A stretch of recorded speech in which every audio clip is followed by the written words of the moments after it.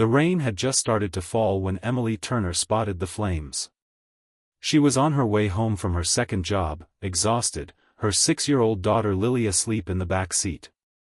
The highway was quiet, too quiet, until the orange glow flickered through the dark. That's when she saw it, a car upside down in a ditch, fire licking its hood, smoke billowing into the sky. She pulled over without thinking. Emily didn't have time to weigh the danger. All she could see was the outline of a person inside the wreck. Slamming her car into park, she told Lily to stay put and ran toward the blaze. The heat was already unbearable, the air thick with gasoline and fear. She tugged at the crumpled door. Locked. She ran to the other side, heart pounding.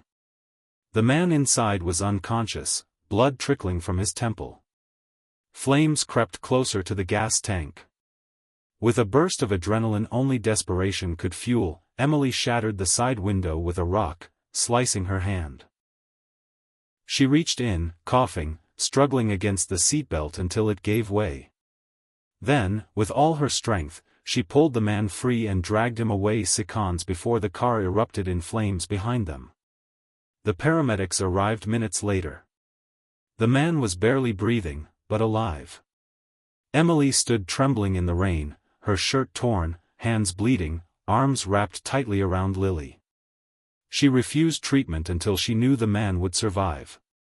3 days later, in a stark hospital hallway, a nurse approached her. "He's asking for the woman who saved him," she said. Emily hesitated but followed her in. The man's eyes were swollen but open. He looked at her with a mixture of confusion and awe. "You pulled me out?" he croaked. She nodded, unsure what to say. "Thank you," he whispered. "You saved my life." She smiled softly, brushing hair from her face. "You're welcome. I just did what anyone would do. But not everyone would have risked their life.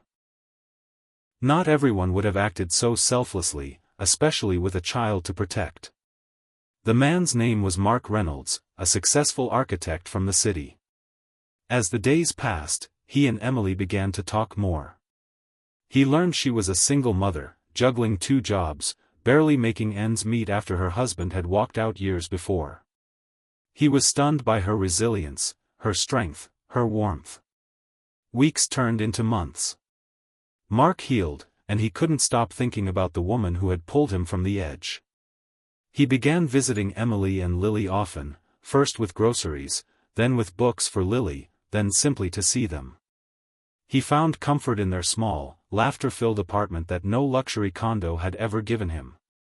One day, as Lily climbed onto his lap, calling him Uncle Mark, he turned to Emily, eyes shining.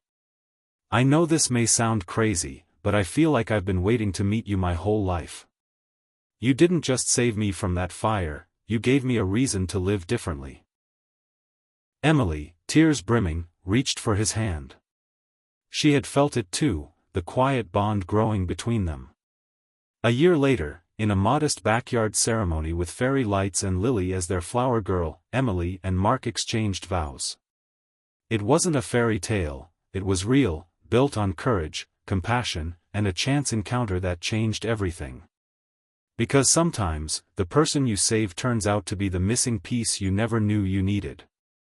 And sometimes, heroes were no capes, just bandaged hands, a mother's heart, and the will to do what's right.